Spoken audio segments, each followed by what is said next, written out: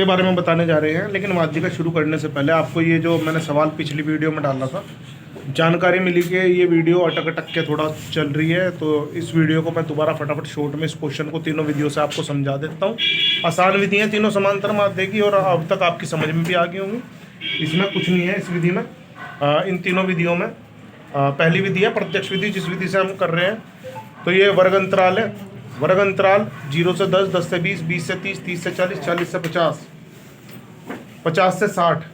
इसके बाद ये बारंबारता f दी गई है 7, 14, 28, 26, 16 और 9। मैंने x निकालने का तरीका आपको बता रखा है। कैसे निकालते हैं x? निम्न सीमा, निम्न वर्ग अंतराल सीमा और उच्च वर्ग अंतराल सीमा, दोनों वर्ग की माप को जोड़ लेते हैं और उसका आधा कर देते हैं। 0 में 10 जोड़ा, आधा किया 5। 10 में 20 जोड़ा, आधा किया 30 आया, 30 का आधा किया 15। 20 में 30 जोड़ा, क्या आया 50, 50 का आधा किया 25। इसी तरीके से ये 5, 15, 25, 35, 45, 55, सब में देखो 10, 10, 10 का अंतर है। फिर यहाँ निकालेंगे प्रत्यक्ष विधि में हम सीधा f गुना x निकाल लेते हैं। इसकी गुना इसमें, इसकी गुना इसमें, इसकी गुना इसमें, तो ये हमारी कैलकुलेशन आ गई। प्रत्यक्ष विधि दोस्तों सबसे आसान विधि है, लेकिन हम उसको इसलिए नहीं करते क्योंकि उसमें कैलकुलेशन बड़ी होती है। कैलकुलेशन बड़ी होती है तो अक्सर बच्चों की कैलकुलेशन गलत होने की संभावना रहती है, क्योंकि पेपर में आपके पास कैलकुलेटर नहीं होता है। बिना कैलकुलेटर के आपको करनी होती है और समय का भी ध्यान रखना होता है। अब ये आ गई एफ, सिग्मा एफ, यानी कि इस पंक्ति का योग हमने जोड़ा, ये आ गया 100, और सिग्मा एफ एक्स हमने इनको जोड़ा, ये आ गया 3070। प्रत्यक्ष विधि का फॉर्मूला है सिग्मा एफ एक्स बटे सिग्मा एफ। ये समांतर माध्य का चिन्ह है एक्स बार, ये समांतर माध्य को प्रदर्शित करता है, बराबर सिग्मा एफ एक्स बटे सिग्मा एफ। 3070 बटे 100, 0 से 0 कट गई, और ये 0 पर जाके 30.7, ये इसका आंसर आ गया। दूसरी विधि दोस्तों कल्पित माध्य विधि। इस विधि में क्या करते हैं हम, वर्ग अंतराल और बारंबारता दी है, हमने x निकाल लिया। यहाँ हम d बराबर x माइनस a निकालते हैं। ये जो x है, इनमें से किसी भी पद को हम a मान लेते हैं। किसी भी पद से मतलब है कि हम बीच का पद लेने की कोशिश करते हैं। अब यहाँ देखा जाए तो 6 डिजिट है, 6 डिजिट में तीसरा और चौथा बीच का पद पड़ता है, तो उसमें जो छोटा होता है उसको हम a मान लेते हैं। यहाँ 25 और 35 में 25 छोटा है, इसलिए इसको हमने a मान लिया। अब हम निकालते हैं x माइनस a, यानी कि जो x है यहाँ जो आएगा, इस x में से ये a घटाएंगे। छोटी संख्या में से बड़ी संख्या घटा रहे, इसलिए चिन्ह आएगा माइनस का। 5 में से 25 को घटा रहे, 5 माइनस 25 बराबर माइनस के 20। 15 माइनस 25 माइनस के 10। 25 में से 25 गया 0। इसी तरीके से ये आएगा 10, 20, 30। अब हम निकाल लेंगे f गुना d, यानी कि इस f की गुना इस d में करेंगे, तो ये आ जाएगा 7 दूनी 14, 140 माइनस का 140, तो इन सब की हम गुना कर लेंगे। ये 0, ये 260, ये आपका 320, ये 270। माइनस वाले एक जगह जोड़ेंगे 280, प्लस वाले एक जगह जोड़ेंगे 850। 850 में से दोस्तों 280 घटाएंगे, कब? जब हम सिग्मा एफ डी निकाल लेंगे। सिग्मा एफ डी निकालने के लिए इसमें से ये घटाएंगे।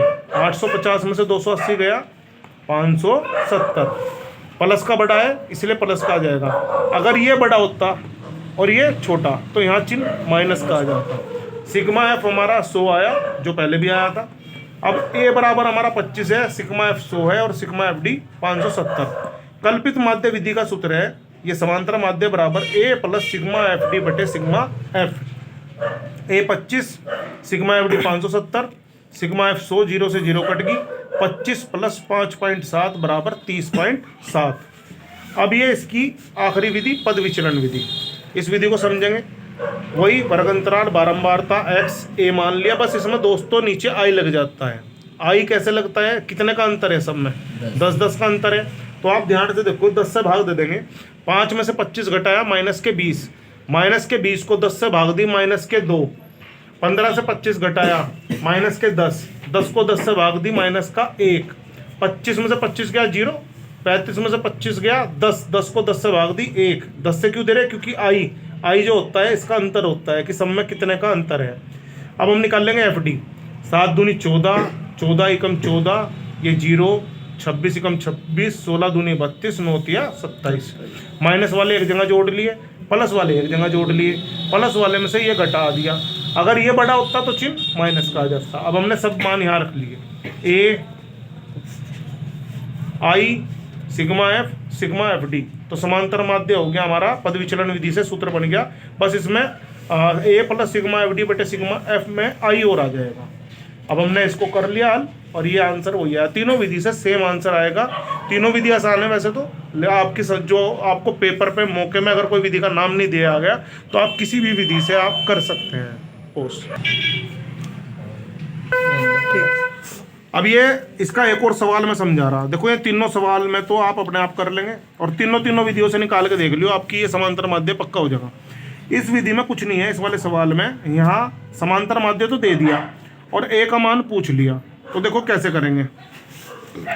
हमने पहले प्राप्तांक लिख लिए, 0 से 10, 10 से 20, 20 से 30, 30 से 40, 40 से 50।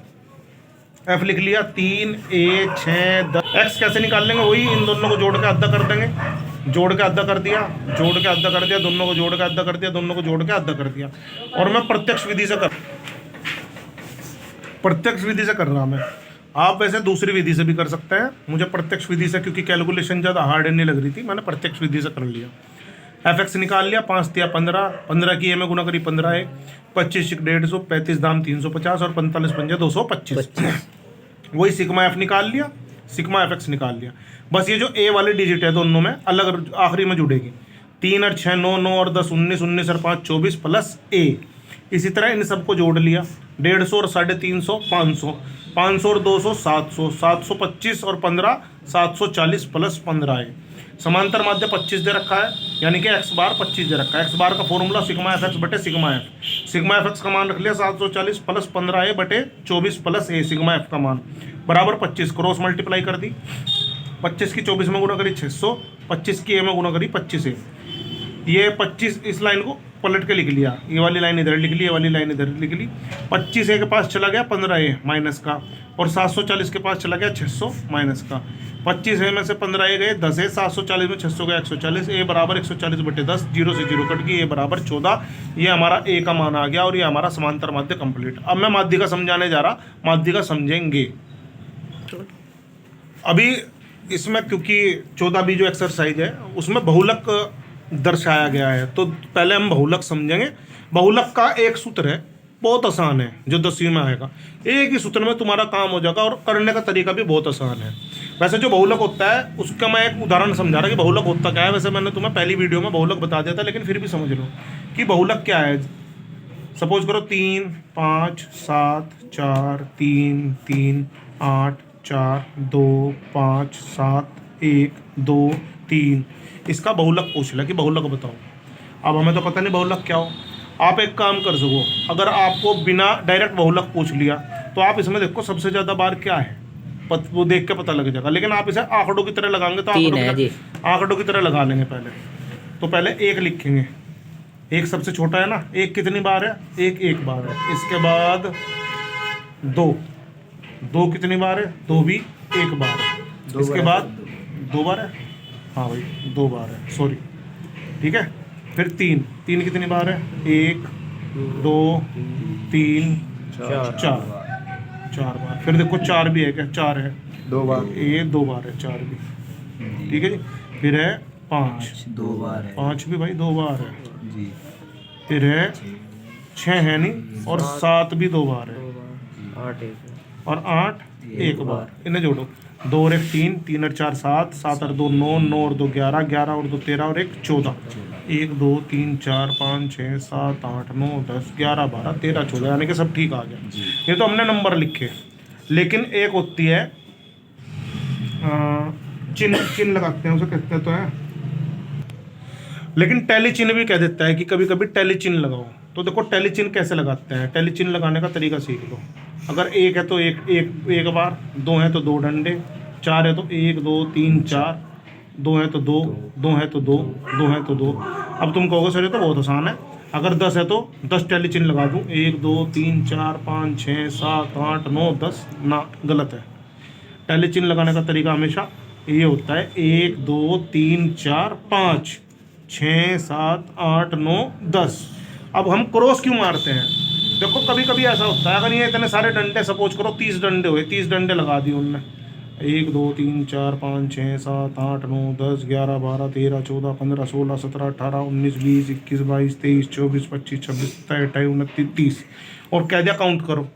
तो यार ये डंडे काउंट करने में हमेशा मिस्टेक हो सकती है। बिल्कुल एक्चुअल डंडे काउंट करने में बहुत टाइम लगेगा। तो टैली चिन्ह में हम क्या करते हैं, 1 2 3 4 5 6 7 8 9 10 11 12 13 14 15 16 17 18 19 20 21 22 23 24 25 26 27 28 29 30। अब तुम्हें काउंट करना तो तुम देखोगे 1 2 3 4 5 6 5 30, झट से काउंट कर दोगे, ना काउंट करने में दिक्कत ना काउंट करने में कुछ। तो ये बहुत आसान तरीका होता है। इसलिए पांचवा जो हमेशा टैली चिन्ह का चिन्ह लगता है वो क्रॉस लगता है, और यही हमारे बहुलक को प्रदर्शित करता है। अब आते हैं बहुलक में। इसमें बहुलक क्या है, इसमें जिसकी बारंबारता, बारंबारता है हमारी, जिसकी बारंबारता सर्वाधिक 4 है ना, सर्वाधिक बारंबारता, वो बहुलक होता है। 3 बहुलक है इसमें। क्या है बहुलक? 3।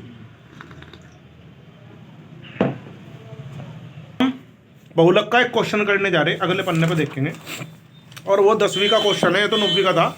अब 10वीं का समझो।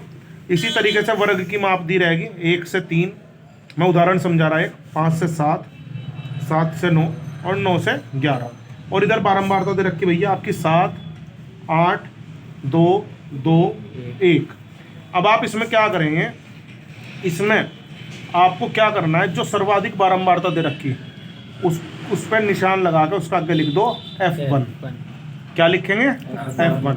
और उसकी सीध में जो आपके क्या नाम है वर्ग दे रखा ना, वर्ग अंतराल, उसको डब्बे में बंद कर लो। इधर वाले पे L1 लिख दो और इधर वाले पे L2। जो छोटा है L1, जो बड़ा है L2। इसके ऊपर वाला 1 से पहले क्या आता है 0, और 1 के बाद क्या आता है 2। ये इतने सारी चीज आ गई आप पे। और इस वर्ग की जो माप है उसमें कितने का अंतर है, वो होगा आपका I। तो ये 5 में 3 में कितने का अंतर है, 2 का। अब आप पे सारी चीजें आ गई, I 2 आ गया, L1 3 आ गया, और आपका F0 7 आ गया, F1 8 आ गया, और F2 2 आ गया। L1 तो भैया इसमें होता है जो बहुलक होता है ना, जैसे वो बहुलक की बारंबारता है, इसकी बहुलक वर्ग की निम्न सीमा। क्या है? बहुलक वर्ग की निम्न सीमा। I होता है, H भी कह सकते हैं इसे, कहीं कहीं H लिखा होता है, H या I। ये होता है वर्ग अंतराल की माप, यानी कि L2 माइनस L1 कितनी माप है आपका। F1 होता है बहुलक वर्ग की बारंबारता, यानी कि जो सबसे अधिक बारंबारता है वो बहुलक वर्ग बोलेगा। जो सबसे इसमें सबसे ज़्यादा बारंबारता है 8, तो वो बहुलक वर्ग की बारंबारता। F0 होता है बहुलक वर्ग से ठीक पहले की बारंबारता। 1 से पहले ठीक क्या है 0, तो ठीक 1 के ऊपर 0 लिख दो। जो सबसे ज़्यादा बारंबारता वाला पद है उससे ठीक ऊपर 0। F2 वही बहुलक वर्ग के ठीक बाद की बारंबारता, यानी कि जो इसके बाद का एकदम बारंबारता, 1 के बाद सीधा 2 चाहे कुछ भी है। अब हमारे पास L, I, F1, F0, F2 सब आ गए। अब सूत्र समझ लो, सूत्र क्या होता है। बहुलक का सूत्र होता है, बहुत आसान सूत्र है, L1 plus F1 minus F0 बटे में 2F1 minus F0 minus F2 और गुना में I। दोबारा समझ लो, L1 plus F1 minus F0 बटे में 2F1, आना पहले F1 ही है दोनों में। यहाँ अगर अकेला F1 है तो खाली F0 घटावेंगे, यहाँ 2F1 आएगा तो F0 और F2 दोनों घटा देंगे, और गुना में I। अब इनके मान यहाँ रखेंगे। ये तो मैंने तुम्हें बता दिया कि कौन सी चीज़ क्या है, ये तो सिर्फ तुम्हें समझाया कि ये क्या चीज़ें हैं, इसमें हमने क्या चीज़ कैसे मान ली। अब हम ये मान यहाँ रखेंगे। L1 है हमारा 3, F1 है हमारा 8 माइनस F0 है 7, F1 गुना 2, 8 गुना 2 माइनस के 7 माइनस के 2, और I है हमारा 2। बस अब इसे हल कर लेंगे। 3 प्लस 8 में 7 गया 1, 2 अट्ठे 16 माइनस 9 गुना 2, तो ये आ गया 3 प्लस 2 बटे 16 में से 9 हो गया 7, 7 और 9 16। तो 7 से जब 2 को भाग दोगे तो देखो ये आ जाएगा पॉइंट में, ना चलने की 0 पॉइंट लगा के 0 लगा ली, 7 दूनी 14, 6 बचा 0 लगा ली, 7 अट्ठी 56, बस 2 पॉइंटों तक निकाल लो। और अब जब आप 3 में 0.28 जोड़ेंगे तो ये आ जाएगा 3.28 आंसर। क्या होगा कि बहुलक क्या होता है। अब ध्यान से समझो, एक क्वेश्चन और समझा रहा मैं, 14B का क्वेश्चन है ये, और इसके बाद आपका बहुलक वाला चैप्टर भी फिनिश। नहीं कोई चीज़ समझ में आने की तो पूछ लियो। पहले क्वेश्चन दिखा दें। ये वर्ग अंतराल दे रखा 10 से 20, 20 से 30, 30 से 40, 40 से 50, 50 से 60, 60 से 70। ये आपकी बारंबारता दे रखी है। मैं इसको यहाँ उतार के फिर इस प्रश्न को कर रहा हूँ, ध्यान से देखेंगे। हाँ जी, ये वर्ग अंतराल और बारंबारता दे रखी। अपना काम शुरू करेंगे। जो सबसे ज़्यादा है उस पर निशान लगाओ। ये हो गया F1, जो इसके ऊपर वाला ठीक F0, इसके ठीक बाद वाला F2, इसके ठीक सामने वाला F1 के ठीक सामने वाला ये L1, ये L2 और I 10, क्योंकि 50 में से 40 गया 10। रखना शुरू करो। I तो हो गया 10, L1 40, F0 15, F1 20, F2 5। बहुलक बराबर सूत्र रखेंगे सीधा, L1 plus F1 minus F0 बटे में 2F1 minus F0 minus F2 और गुना में I। L1 कितना है 40, F1 कितना है 20, F0 कितना है 15। 2 गुना 20 माइनस 15 माइनस 5 और गुना में 10। 40 प्लस 20 में से 15 गए 5, 20 दूनी 40 और 15 और 5 20 गुना 10। 40 प्लस 5 बटे 40 में से 20 गए 20 गुना 10। 0 से 0 कट गई। 5 का आधा कितना होगा 2.5 भाई, 5 बटे 2 2.5, 40 और 2 42.5 आंसर। ये बहुलक आ गया। बड़ा आसान क्वेश्चन है, एक ही विधि है। तो ये आपका बहुलक वाला भाई चैप्टर में देखो सारा ऐसा ही है। सब में देखो बारंबारता और वो दे रखा वर्ग अंतराल। आसान सही क्वेश्चन है।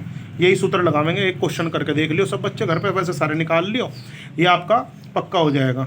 और वीडियो को लाइक करें, कमेंट करें, शेयर करें, सब्सक्राइब करें, जो भी होता हो सब कुछ कर लें। मुझे जानकारी कम है, तुम प्यारे प्यारे बच्चे हो, अपना आप कर लियो, ठीक है।